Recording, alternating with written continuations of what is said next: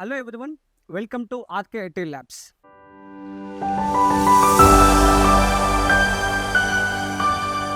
Wish you advance happy Dasara. Today we have Rishabh, one of the SDE in top product-based company in India. We are going to discuss the interview preparation model to crack job in top product-based companies. Hello Rishabh, thanks for joining rkitlabs for today's podcast. Can you please introduce about your experience so far in the IT? Thank you, Ravindar, for having me. Hello, everyone. So, I am Rishabh Mishra. A brief introduction about me. I graduated from NIT Jamshedpur in 2017. Post that, I worked in Amdocs for 1.5 years in Pune. And then I took a bold decision about my career to take a break from software development. And I took the break for civil services preparation. I cleared multiple stages in the exam, but unfortunately, I could not get into the final list. So in 2022 December, I decided to get back into software development because 4 years was a long period for me. So that was a very difficult time. But anyhow, I transitioned back into tech. I started from a fintech startup in Gurgaon, and then I worked in Amazon. And after that, I'm currently working in N10 India as a software SD2.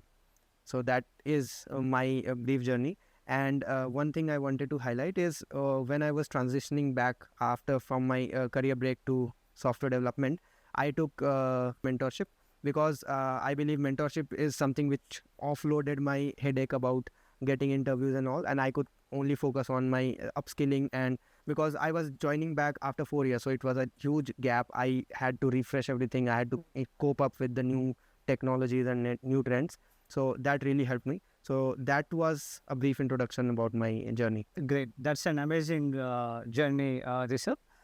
Going back to non-IT studies and coming back to IT, that too cracking the top product-based company is something the dream of every individual and IT aspirant. So good to hear that. So can you please explain what are these FAANG companies and how the interview process works for the FAANG company? Okay, so FAANG basically is a terminology which have been it is an informal abbreviation of big companies. For example, FAANG stands for Facebook, Amazon, Apple, Netflix, and Google. But this is not limited to it. There are many companies like Nvidia today is more valuable than Netflix and all. So people come up with different abbreviations. Recently, I saw Mango was one term that people are using, including including Nvidia as well into it. So these are big product-based companies which have grown over time, and the interview process, as you asked, is mostly standardized in these interviews, and these are the industry standard setters. So most of the companies which are evolving, or the lesser, smaller companies, they follow the standards set by these companies. That is why knowing the process of FAANG companies interview process is important, because it is not just limited to FAANG and FAANG companies. It also extends to other companies which are there. Yeah. So overall, on an average, how many number of interviews will be scheduled, and from starting to ending, what will be the ideal process in terms of interview? Okay, so it depends from role to role. So talking about fresher and a few experienced person. So this is specifically about development, software development roles. So for a FAANG or a MANG, it starts with a online screening round, and before that, obviously, there will be a resume shortlisting. So the online assessment round is basically about DSA. They give few DSA problems that needs to be solved online, and based on the results, they progress you to the next round. So this round is specifically mostly outsourced to other companies, but bigger companies, they have their own platform. Sometimes, for example, Amazon takes HackerRank online assessment. So it depends from company to company, but mostly the process remains that the first round will be the online assessment, and then the focus moves. If it is a fresher job, it will be DSA, and then LLD, and then behavioral. But for SD2 roles or a little experience role, it also includes HLD and a more detailed discussion, for example, bar raiser rounds, etc. So that is the entire process of most of the FAANG companies. Okay.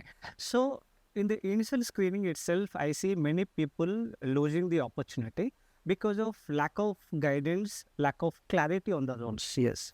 So when you want to give some tips, tricks to the freshers who are aiming to top product-based companies like FAANG and MANG, how the shortlisting is done in initial phase, like no, with respect to the resume, what are the what are the tips they have to follow? And coming to this online assessment, how they should be prepared, on what concept they need to be well aware of. Okay. So talking about freshers and people who are still in college. So two things. You have a lot of time right now. Utilize it well. Start with DSA because that is quintessential and non-negotiable. You cannot escape from DSA if you are targeting a bigger MANG, FANG company or any product-based company for that matter. So first thing is focus on DSA. Second thing is utilize your time more on solving actual problems, knowing the what is going on in the industry. With respect to the resumes, you don't have much to show as a fresher.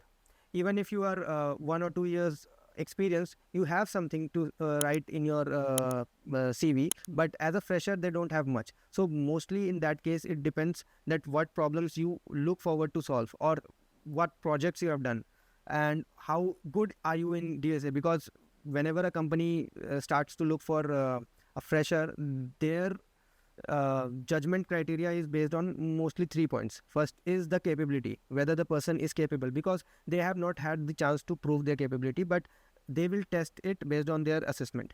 Second thing is if they have the intent, because there are many examples where people capable enough are not able to perform because they don't have intent. Maybe they are lazy, they don't work. And the third point which companies generally focus on is how good they can handle pressure, because whenever a fresher is joining into the company, they are going out in the real world and they will be solving real world problems, and business will be impacted by their work.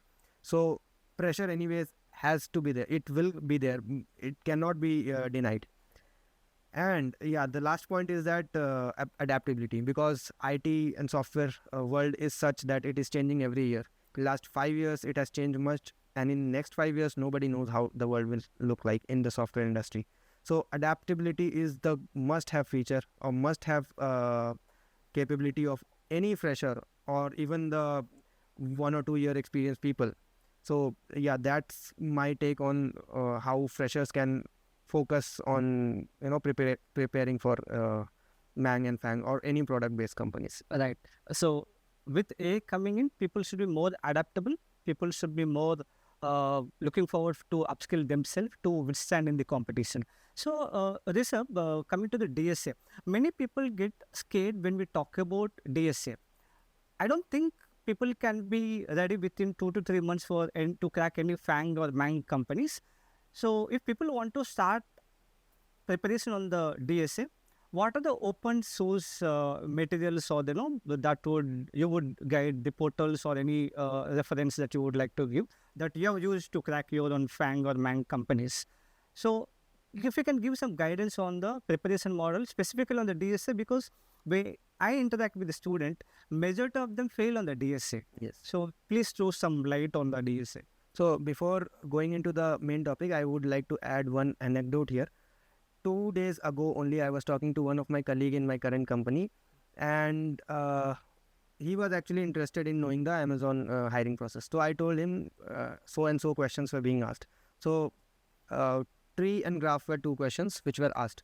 And these are more frequent questions. You come across any good product-based companies, they will ask it. So his first thing was that, oh my God, tree and graph, it is so difficult. So I said, no, it is not difficult. It's just you have not read about it. Once you go through it, once you read it, it will be fine. So that's one anecdote I would like to say. And then about preparation and about open source which are free of cost available today, is that internet is currently bombarded with all the good and even bad DSA preparation material. It's students or aspirants diligence that needs to be there to be focused on few of the good resources. For example, I followed Hello Interview for system design preparation. They have good YouTube video content as well, and even blogs if someone prefers reading it, and for someone who prefers watching videos. So they have both kind of material available for preparation. For DSA, I would say Take You Forward is one platform. It is the person goes by name Striver. He has created that entire platform for DSA preparation. So he has an exhaustive list of all the good DSA problems. He has the list of lead code links. He has the YouTube tutorial links right next to it. He has a checklist as well, so you can track your progress there. So it is a good place where people can use to solve DSA. So these two resources are very good for a fresher. Obviously, DSA takes time. It is not just that within few months you can master the concepts. It is that you need to recognize the patterns. Even in array, there can be a very hard question. Even in a tree or a graph, there can be very easy question. Right. First thing is, don't be scared by some topic just because of your thought process that graph is something very big, array is something very easy. So if you get a question, first look at it and then try solving it based on your idea, your thought, and then go for solution. That is one thing which I used to do regularly, is that follow a few set of questions. It can be a mix of easy, medium, hard, anything per day, so that you are making yourself comfortable with any kind of question that is thrown to you. And one more example I would like to give with respect to DSA. When I was giving multiple interviews, there was one situation where I prepared for very good, like I prepared thoroughly for all the DSA questions. When I reached the interview stage, I was given a very simple question on heap. Okay. Now, my mind was prepared to tackle good questions, very tough questions, but I was given a simple, medium type of question. And at that time, I was a little blank. Okay. So, having confidence that you can do it is, then what I did was I went and read it at the merit of it.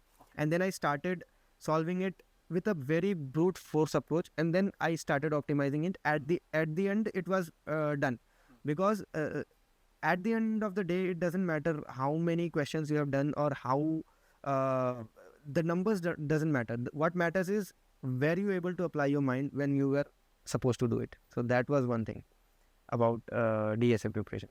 Okay. So coming to this DSA, you gave quite a good examples to focus.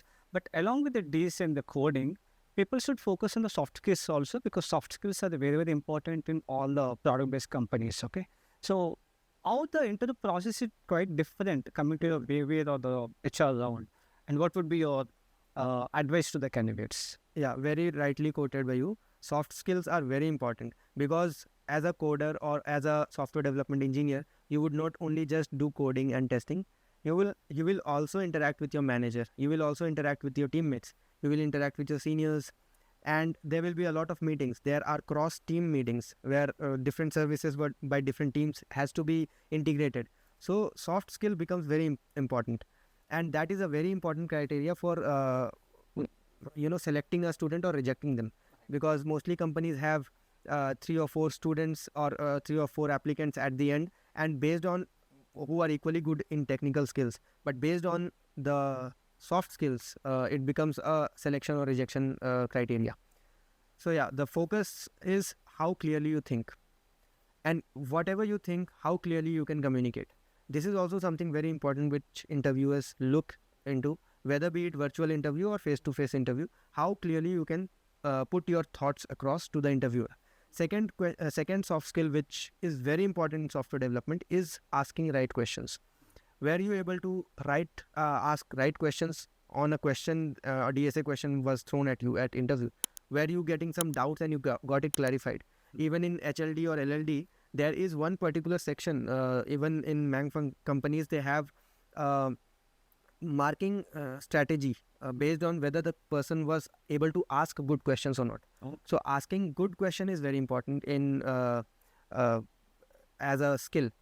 And apart from this, yeah, obviously having good communication, able to talk is important, which not only helps you crack the interview but also progress in your career.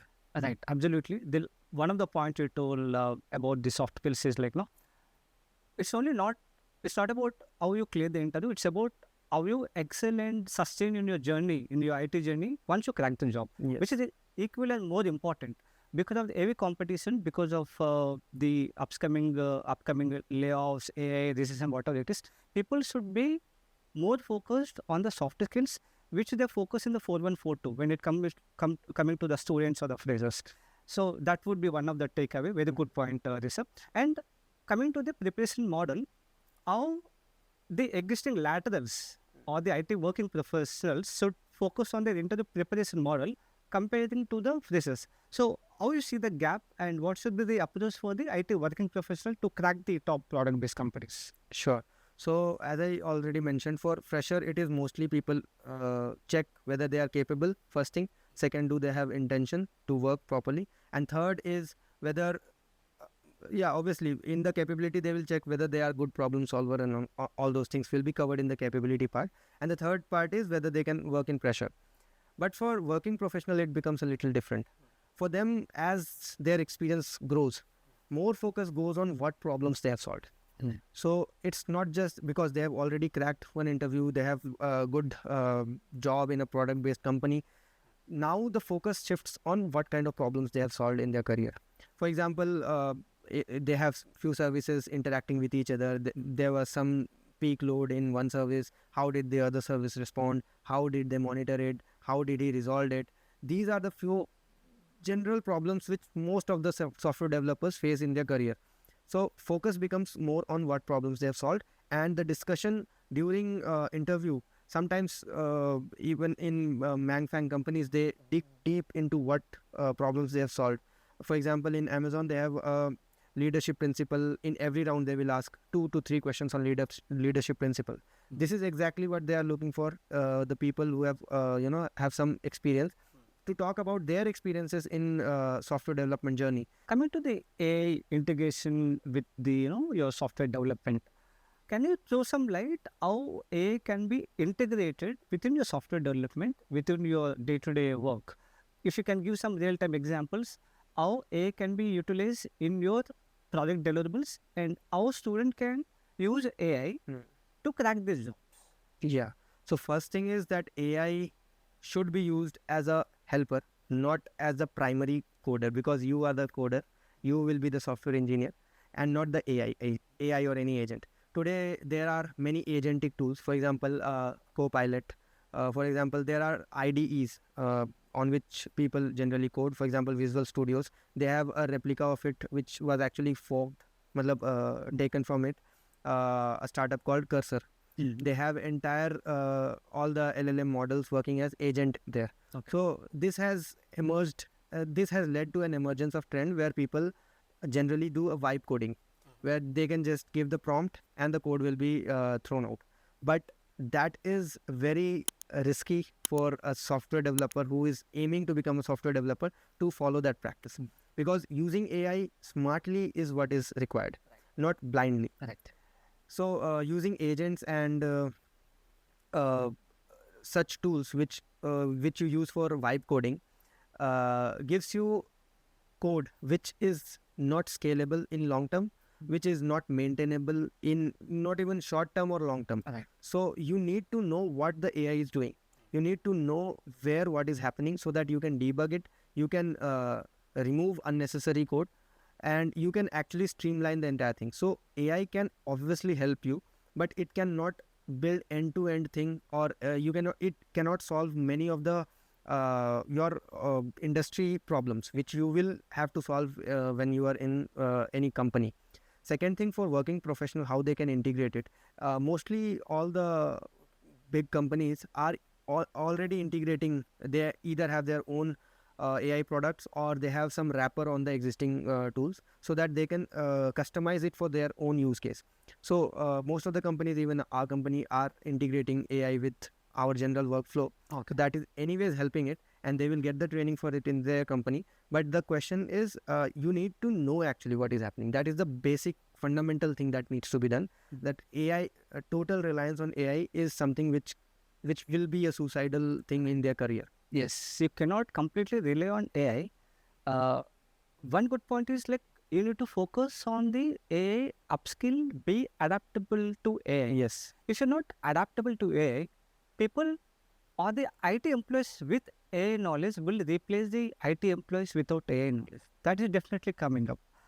So we request people, be it a fresher, be it a working professional, to upskill yourself, adopt, learn, and implement in your day-to-day deliverables.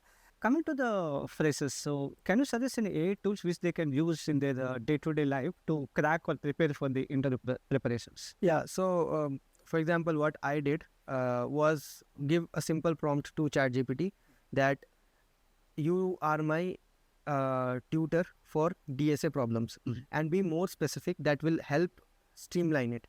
So what you can do is give a prompt like this, that you are my AI tutor, you are my DSA tutor, and today I want to focus on array medium topics. So it will give you a list of questions, and then you can dig deep into each of the question. You can give a prompt like, I want to understand with this particular question. It will make you understand. Then if you don't understand it in that way, you give it more deeper prompt that explain this particular line of code, what is happening here. So that is the kind of knowledge you want to take. That is the kind of help you want to take from AI, because it is here to explain you everything. You just need to communicate better with the AI. So ChatGPT is one of the very good tools which people can use for DSA preparation. It also gives the link these days. For example, if there is a question on lead code, it will actually give you the link. You can directly click, go to the lead code problem, and solve it there. And if your solution is not working in lead code, you can copy paste the entire solution here and ask ChatGPT to debug it. So it can act as a full-time mentor for you without even asking for any payment. So that is a very good tool. Apart from that, there are tools for front-end developers as well. So ChatGPT can help, but there are specific tools. For example, Vercel has V0 Dev Chat that gives full end-to-end front-end code. So yeah, people can help use it as a starting point to start with the first static page, maybe for front-end developers, and then customize it as per their need. So these are a few of the tools, and yeah, there are multiple coming up. But anyways, focusing on something which are solid and good tools, rather than wandering off with multiple things which are coming on in market. It's better to focus on good things. Right. Coming to the networking, how networking is important in the product based, albeit any IT companies. So if you can give insights about your networking in your IT journey and how people should be adapting to the ideas of networking, how you got benefited and how you would guide our target audience. Okay, so networking is again very good. Very Networking is again a very important thing, which mostly people don't follow, because mostly what software engineers are, they are a little introverts. They do not talk much. They do not interact with people much. But what opportunity they are losing is that many of the product-based companies, people are very good with respect to products. They have the good understanding. If they have 2 to 3 years of experience in a product-based company, they have good understanding of how a product works. And many of these people, with as the time progresses, many of them start their own company. Some, some in US, they come back to India. Some, because India is also anyways growing with respect to startup culture and all those things. So networking becomes important then, because at that point of time, you are not dependent on anyone for a job. You will not be running around with your CV with putting it in LinkedIn DMs of hire recruiters and all. You will actually have people whom you have worked with. They actually know you.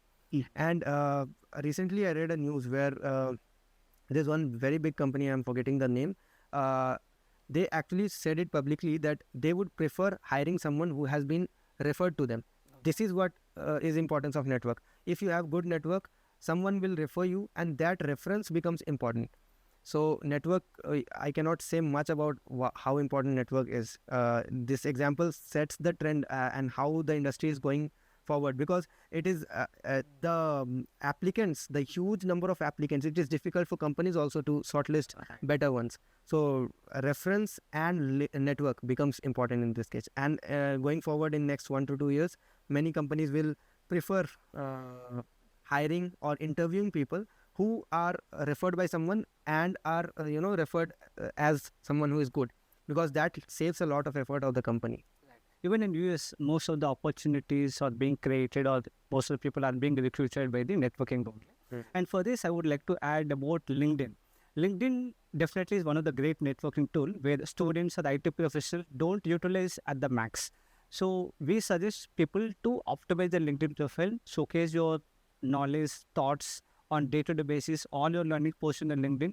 Uh, have a plan in place, have good people connected around the IT industry, ask their doubt, seek your opinion, take the feedback, because feedback evaluation is very important. Take proper guidance from the people in the IT industry working in any major positions, okay, and the significant positions. That way, you get fair idea and you get proper direction to move forward.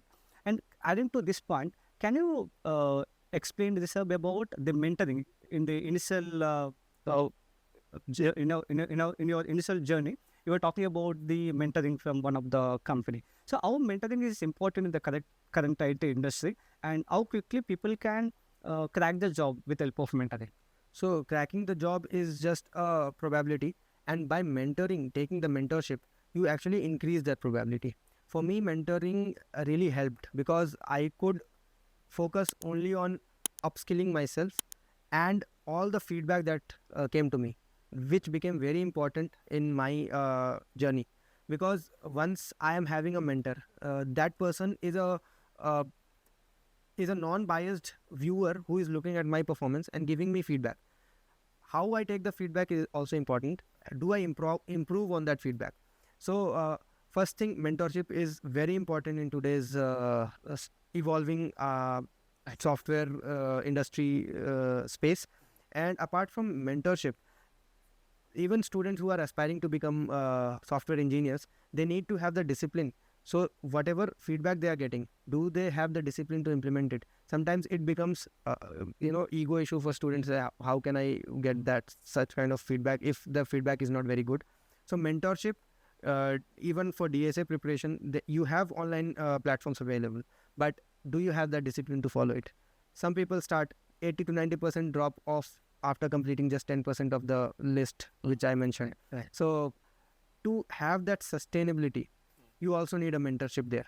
So the mentor can nudge your accountability. You are more accountable then. You are more likely to complete the entire journey of preparation and all those things. Third thing which is important in mentorship is mock interviews, because students mostly they face interview panel for the first time in their life. Cracking good interviews in their first attempt is a little less probability is a little less, obviously. So why not increase that probability by removing the fear of facing the interview by just giving mock interviews, by or even talking to your mentor, having a brief discussion about the DSA problems or the kind of behavioral round questions which can be prepared beforehand only, rather than going and facing them directly and reducing your chance of getting shortlisted. It will be a simple loss of opportunity if you don't prepare and just go for the interview without mentorship and guidance. Yes. So, what colleges don't teach student, for example, resume preparation they don't tell, LinkedIn they don't tell, Git portfolio management they Yes. don't tell, the interview preparation model they don't tell, and the networking they don't tell. And coming to mock interviews is very, very important, be it freshers, be it for the working professionals, to crack the job as early as possible with your own effort. You cannot treat yourself when there is a mentor and holding you. He is the right person to take the mock interviews, give the continuous feedback and the evaluation. When a person guides you with step-by-step framework in their interview preparation framework, you get to know the loopholes or mistakes, etc., so that you get an opportunity to uncover the mistake, give your best attempt in the final rounds.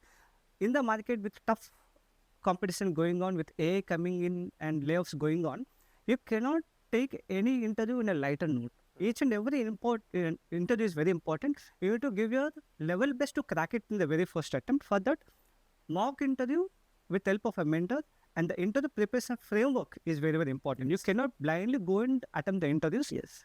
with the given circumstances in the market. So, adding to this, with AI coming in and several layoffs going on major IT companies, how to safeguard the job at the moment, and what is the future of a programmer like Java full stack programmer? Okay, so coming to the future of coding and the safeguarding of their current role, first thing is adaptability. You cannot escape that. You need to adapt. Second thing is to start learning things which you have ignored till now. For example, a backend developers mostly they don't want to go into front end development. Someone who has been a veteran in Java, they don't want to learn React.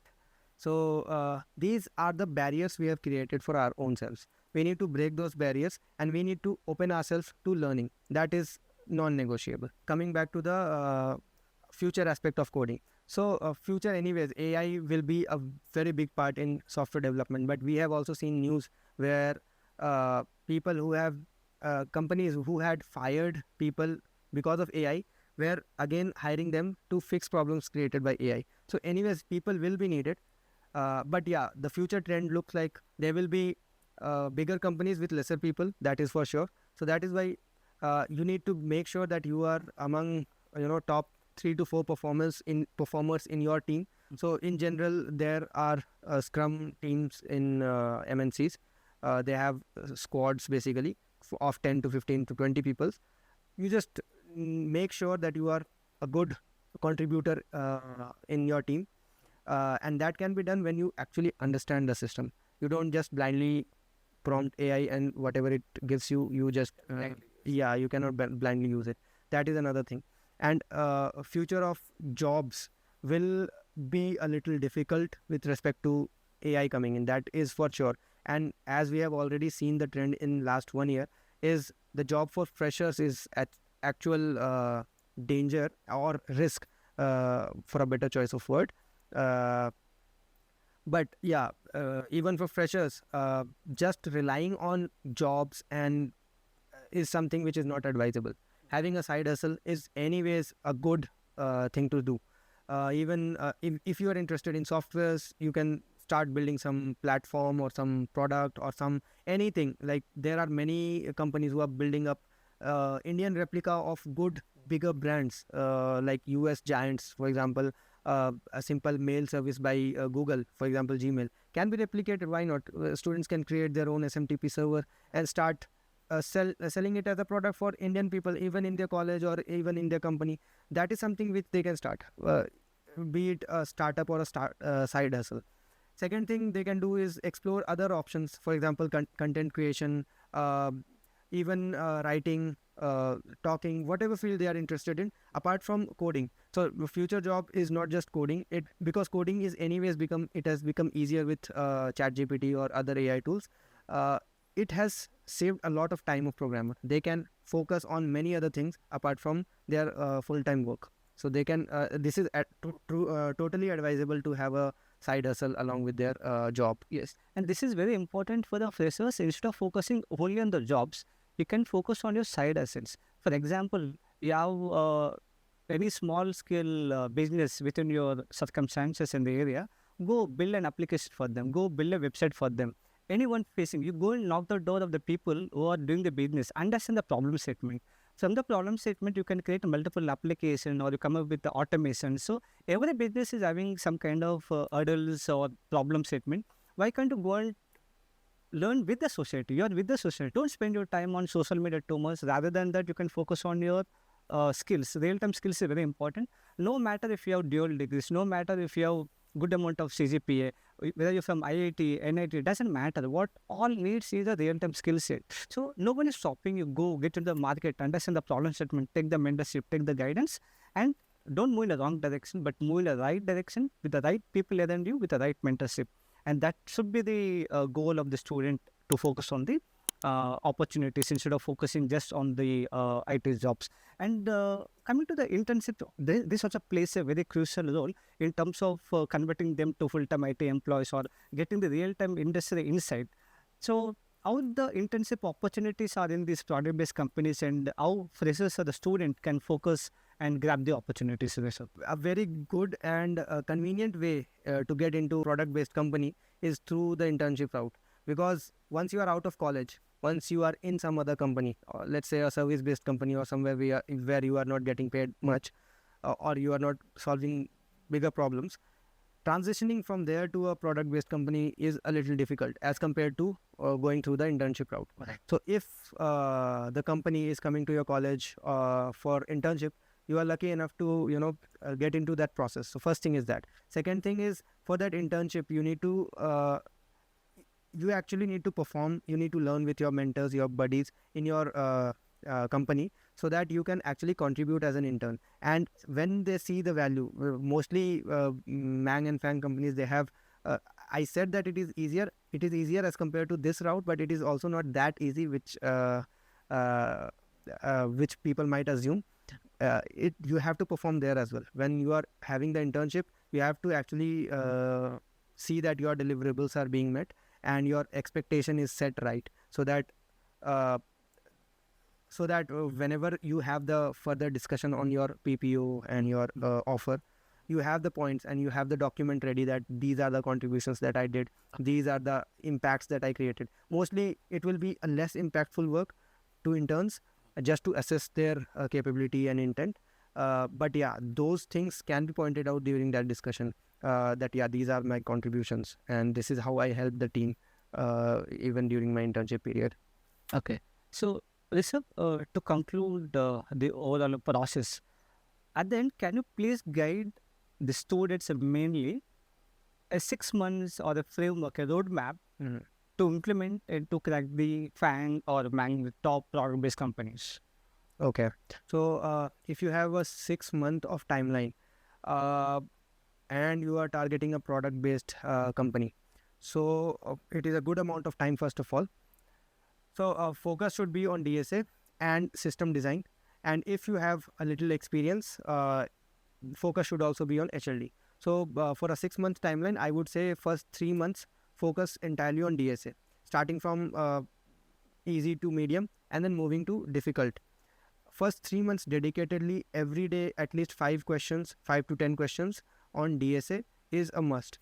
And then moving forward, after 3 months, the fourth month, you can start having interaction with your mentor, having interaction with your seniors to guide you on how the interview process looks like. Actually giving mock like first screening rounds. There are platforms like LeetCode, they have contests every Sunday. Even HackerRank has those platforms where you can practice mock tests. So this initial screening has to be practiced in the fourth month, and has to be continued till the end of till the 6 month, as we are discussing the timeline. And apart from that, once you are good, comfortable in DSA, you have practiced the online assessment rounds, and then the focus in fifth month should be more on the mock interviews, because as I said, that fourth and fifth month focus needs to be that doesn't mean the DSA needs to be stopped. It will be a continuous process, but the first 3 months focus on DSA. Fourth month you can focus on giving contest on LeetCode, and solving online assessment test in a timed manner. That is very important, because in a real world interview, initial screening, it will be timed. So it generally is 45 minutes for one difficult DSA question. So after that, in the sixth month, we can break it down to weekly basis. First week we can have a revision of entire DSA. Second week the revision continues, but added to that will be 2 more online assessment. And the third and fourth week mostly focus on mock interviews, because at the end of the day you have to face the panel, and you should have the confidence to speak in front of them and convey your thoughts. With respect to DSA problem, as I mentioned, the first 3 months, and that 3 month also we need to segregate or utilize smartly. We need to identify patterns. We can go topic wise, we can go pattern wise, we can go with the list that I mentioned, take you forward. That list has all the segregations, and it has actually compartmentalized all the problems in a very nice way. So first 6 months, first 3 months, focus on DSA with segregation properly, so that you actually have the pattern in your mind. For example, a knapsack problem has a multiple variants. So once you know the basic of it, more fundamental part of it, you will be able to apply your brain and extend that problem to other problems. So that is about the 6 months timeline preparation. Good to hear that, Rishabh. So, Rishabh, firstly, I would like to thank you for coming all the way and giving insights and your inspirational journey and the career guidance to students and working professionals to crack the top product-based companies. So, thanks, viewers. Thanks for listening to our podcast on cracking an IT job in the product-based companies. And please click on the subscribe button and encourage us. Thank you.